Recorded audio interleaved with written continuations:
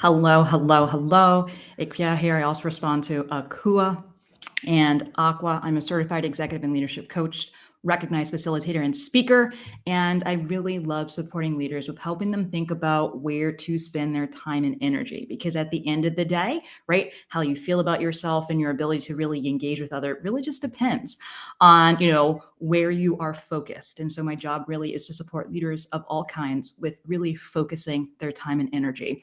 And yesterday, I, spent some time talking a little bit about some of the things that get in people's way when they think about coaching. So I really spoke about the role of a coach, what a coach can do. So if you're interested in having a better understanding of the role of a leadership coach and why you should consider leadership coaching, even if you read a lot of self-help and development books, I would suggest that you check out that live after listening to this. What I'm going to be doing today is talking about 3 of my clients. And I will say, because my work is highly confidential, I can't really go into specifics, but I do have testimonials to share. So I'll make sure that I'll put those in the comments. But what I really wanted to do was sort of break down the role that I can play or the support that I can provide to really help leaders rethink where they are focusing. For a lot of people that are looking to get the support of someone external of them, one of the things they think to themselves is that, wow, I really have a full plate. And because I have a full plate, I can't add anything to it.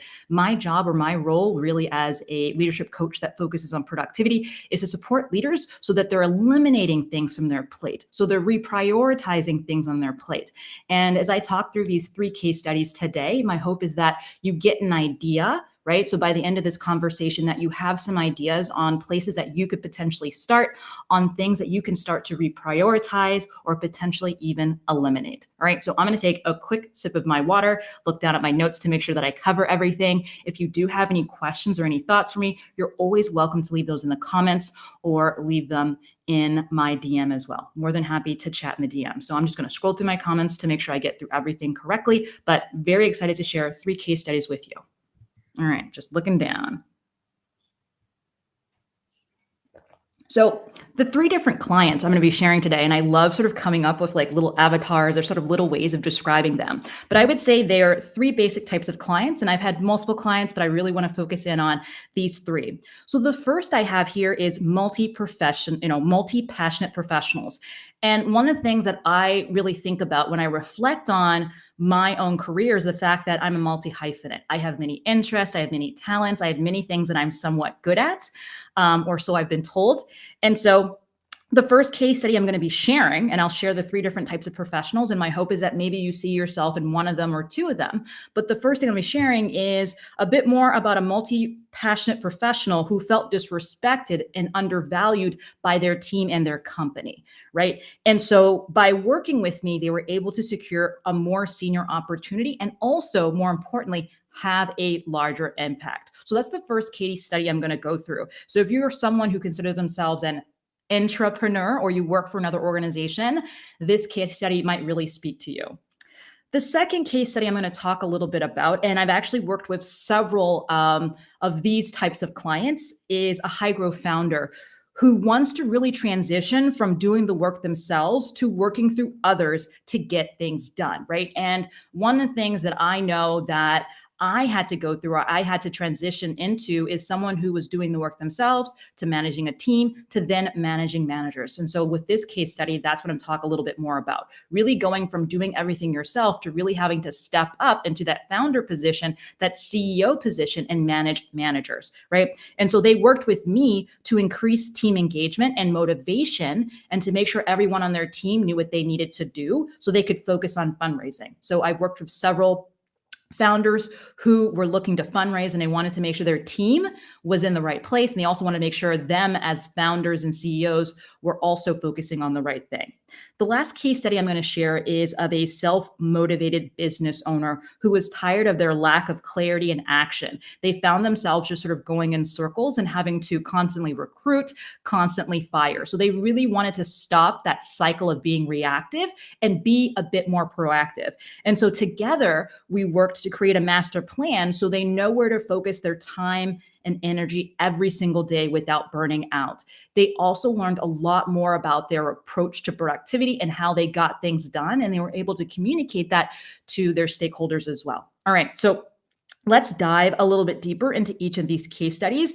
And once again, my hope is that you're able to take away um, some thoughts on maybe what you can do differently. And my hope is also that you see that leadership is a skill that can be learned, and that productivity and understanding how you show up and engage with others is a key element to not just your performance, but also the performance of your team. If you're not able to show up, right, if you don't feel comfortable and feel good getting things done, it's going to be really difficult for you to motivate others, inspire others, and bring others along.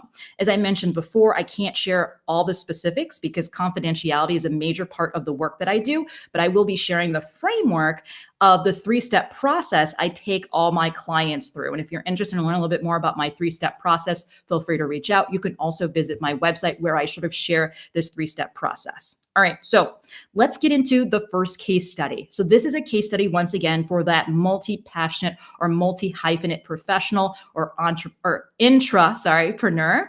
And with this particular individual, with this particular case study that I wanted to focus on, she came to me because she felt like she wasn't able to have the conversation she needed to have with her manager. She also didn't feel like she was in the right place or the right position. And so, as I mentioned before, with this particular case study, it's really about going from feeling disrespected and undervalued to securing that right opportunity and having a larger impact. So with some of my clients, that right opportunity is not always within that organization, but with this particular individual, that right opportunity was within that organization, but they needed to have those conversations. So working with me, they were able to have those tough conversations with their manager. And so a big part of that is by cultivating your self-awareness around how are you actually showing up? What is it that you want to communicate? What is that vision or goal that you have? And then once you're really aware of where you want to go, that next step is how do I actually want to show up and how do I want to engage? And so one of the things I always love to share is a sort of a framework or worksheet I have, which is around having hard conversations and really just recognizing that all of us as leaders can practice. So that can include role play, or at least take the time to think about what is the solution or where would I like this conversation to go and what potentially needs to happen if it doesn't go well. And by going through those scenarios, practicing and having a conversation with someone like a coach who's external of you, right? But once again, maybe has an idea of where you want to go. You can get some really good pointers so you feel comfortable having that tough and hard conversation so that you can get access to the opportunities that you want. So, through working with me, she was able to have those tough conversations. She really was able to own her strengths and get a lot more comfortable communicating her vision. And also, she started to recognize that it was okay for her vision to shift and change and evolve as she evolved, right? Because as human beings, we are not static. Another thing that she was able to really work on were her relationships, partners, and really start to think about how she was able to influence, even though she wasn't necessarily the founder, right? So she wasn't the founder or CEO, but she still could influence and really be able to take her career to the next level, right? So through working with me, right, a leadership coach, she was able to acquire tools like a tough conversations template, which is something that I talked a little bit about before. She was also able to create accountability for herself and space for actually reflecting on what she wants to do moving forward. And so one of the biggest challenges I know a lot of leaders face is how are they actually going to create this space to think about what they want? And so a huge part of that is about making sure that you have that free space in your calendar to really reflect on that so then you can take action. All right. And then last but not least, creating space so that she could focus on what's best for her. Right. So when you work within an organization, a lot of times you are getting information and stimuli from so many people and from so many different places. So really just recognizing that even if you are an intrapreneur, right, you work within an organization or you're a multi-passionate professional, you still need to create the space to really reflect on what's best for you and how you're contributing to that organization. Okay. And I think a key thing for this particular case study, this multi-passionate or multi-hyphenate professional, is really just recognizing that it's through creating space in your calendar or schedule to reflect where you're really going to get the best results, right? So my role really as a coach to support her from going from being very reactive and feeling like she really had no role to play in what she was doing within that organization to really proactive and recognizing that she had these relationships. She had a network that she could leverage. She could really make the most of her schedule and calendar to make sure she was connecting with the right people and also connecting with herself so she could really move forward. So that's the first case study that I wanted to share. The second case study I wanted to share really is for those founders who are looking to fundraise or know they're going to fundraise again. And as I've mentioned in my live yesterday, and I probably will mention in some of my lives moving forward, because it really is the biggest objection I hear, is that for a lot of founders, they say they don't have the time.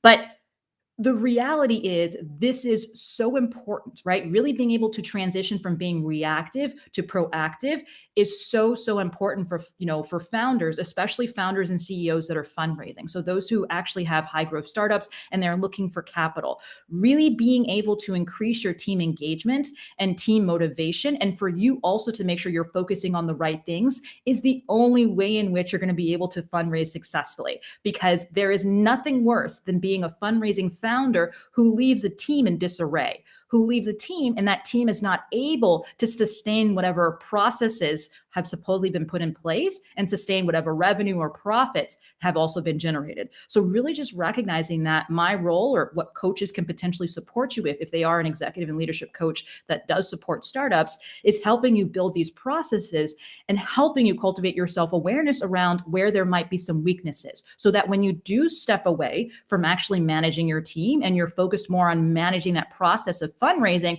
you have no problems, right? You're not having to do the work also of a manager and having to manage the relationships of fundraising, because fundraising honestly is a full-time job.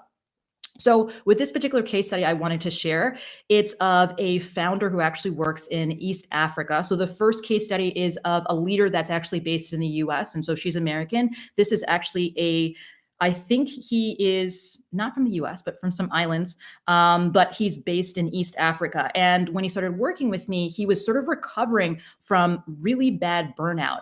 And this burnout really came from not feeling comfortable delegating to other people within his team. He didn't feel comfortable doing it. And so he ended up having to micromanage. And the first thing that we did together actually was really support him with having a lot of tough conversations. So it's very similar actually to the first case study that I shared, where he really started to recognize, he really started to become aware of the fact that one of the reasons why he was having such a tough time was because he was not having the tough conversations he needed to have within his business. And so the first step was really having a lot of tough conversations with himself, and then having those tough conversations with other people who were supporting him within his business. So that's really that cultivating self-awareness piece, which is the first step of the 3-step process I take all my clients through. Another key thing here was the fact that he knew, right, in terms of his expectations, in terms of where he was trying to go, he knew he wanted to fundraise. But in order to get to that point of feeling comfortable fundraising and being able to do that successfully, he needed to make sure his team was in the right place, right? And so he wanted to really raise this seed round, because raising the seed round meant that he could pay people who actually were working with him, right? Which is huge, right? He could build trust and confidence in his team, right? And executives, and he could achieve important milestones with his customers and goals based on this product that he was looking to build. So really just recognizing that through having an external accountability partner, you can really start to make progress in this area of making sure that your team is in the right place, so that you can then focus on making sure you're able to fundraise money, or you're able to focus on those tasks that are going to really drive profit or drive revenue within your business. And so really through working with me, right, he was able to save a lot of time, right? So one of the huge things that he started to recognize was that he was focusing on the wrong things as a leader, right? He was so focused on doing things himself as opposed to focused on managing others who can do things a lot more efficiently and effectively than he could. Another thing he was able to do was make sure that he was giving enough time and energy to the product team. So that product team was then able to acquire a lot more customers because he realized that that's where his focus needed to be. And a key lesson that any founder, CEO, leader needs to learn is that their time and energy probably needs to go to different places. And so becoming aware of where your time and energy is going and reflecting on, hey, does this make the most sense right now? And is there another place for me to go, right? You need to create space once again to have that conversation with yourself, check in with yourself, and potentially check in with members of your team to make sure your focus is on the right place. All right. Another key thing that we did together was he was able to save a lot of money by releasing or firing certain people on his team and then hiring the right people. So really just recognizing once again that when you're in this firefighting mode or you're overwhelmed, a lot of times you won't even recognize that you aren't, working with the right people. So once again, being able to take that step back and having conversations with me where you notice there's a gap between where you are and where you want to be can be incredibly effective and in the long run save you a lot of time, money, and energy. And then last but not least, he was able to close his seed round at a level where he was very proud and excited for himself. And now he has the runway, right, to be able to build out his product, to be able to attract and recruit a lot better talent. And then most importantly, right, he now has the bandwidth to spend time and energy on different parts of his business and the parts of the business that bring him life, that get him so excited about what he wants to do because he's not forced to focus on things that he doesn't want to do because he has the people to actually support him there. All right. So that's the second case study that I wanted to share, right? A high growth founder who's really focused on fundraising. And I've worked with several clients, right? Several leaders, several founders / CEOs who are in a similar place. And once again, it really starts with cultivating your self-awareness, recognizing that you can get help and that through having this external help, you can really set yourself up for success. And most importantly, set your team up for success as well.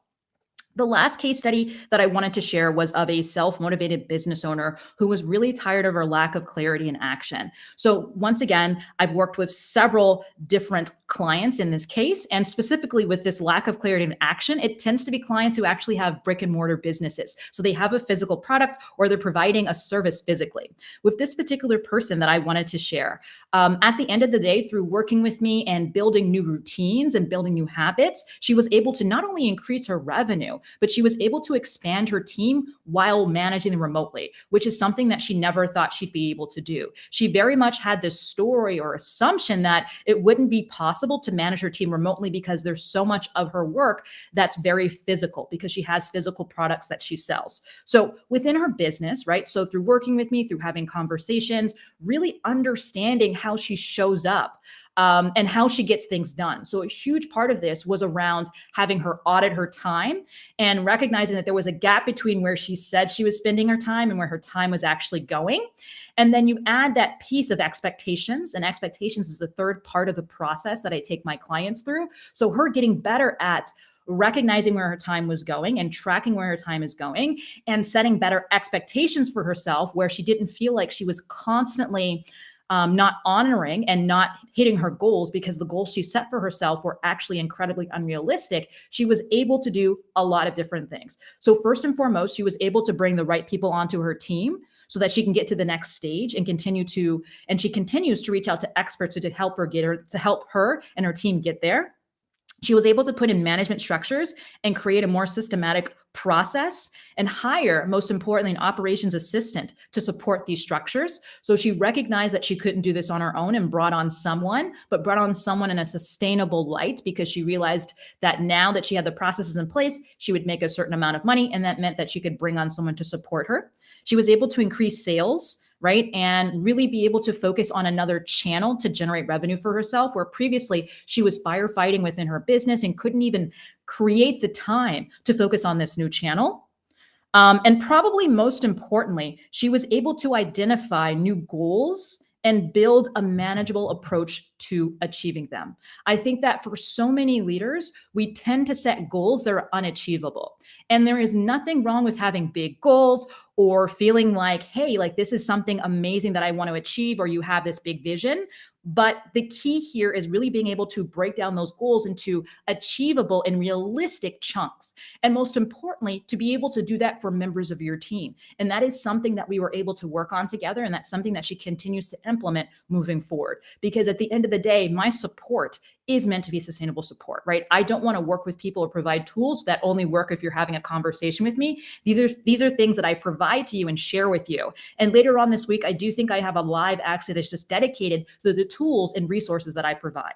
All right. So long story short, she was able to create a master plan and create templates and create structures that allow her to figure out where she needs to focus every single day so she no longer burns out. And for a lot of the people that I support, that's something that comes up for them, right? They feel like they're burnt out, they feel like they're firefighting, or they feel overwhelmed. It really starts with cultivating your self-awareness. And I hope through these 3 case studies, you see how cultivating your self-awareness and thinking about how you want to take a step forward can really help you get there.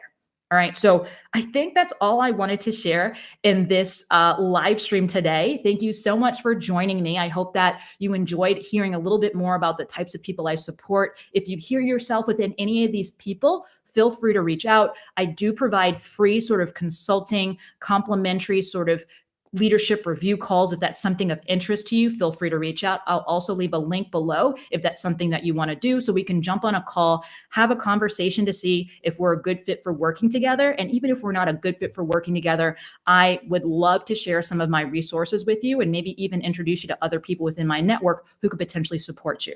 All right. So please make sure that you do join me tomorrow. I may or may not schedule it. Sometimes I schedule in advance, sometimes I don't, but I will be live all week. But if you do join me tomorrow, I actually will be talking through my one-on-one service and sharing my updated sales page or updated page that tells you all about this one-on-one service that I have. And I'm really excited to do so because I've spent a lot of time and energy over 2 years, really, getting very clear on trying to put together how I support leaders at all levels. And so if you want to hear about the specific process that I alluded to in this conversation that I take my clients through, please join me tomorrow, or at least watch the replay. I'll be also talking through the top questions that high achievers, so these are founders, CEOs, and executives ask when looking to invest in themselves. So these are questions that I get directly and objections I get directly from people who are looking potentially to work with me. Thank you so much for taking the time to listen. I hope that you have an amazing day, because it is morning time for me. I hope that you have an amazing day and that you stay safe and stay sane. Thank you again. Bye.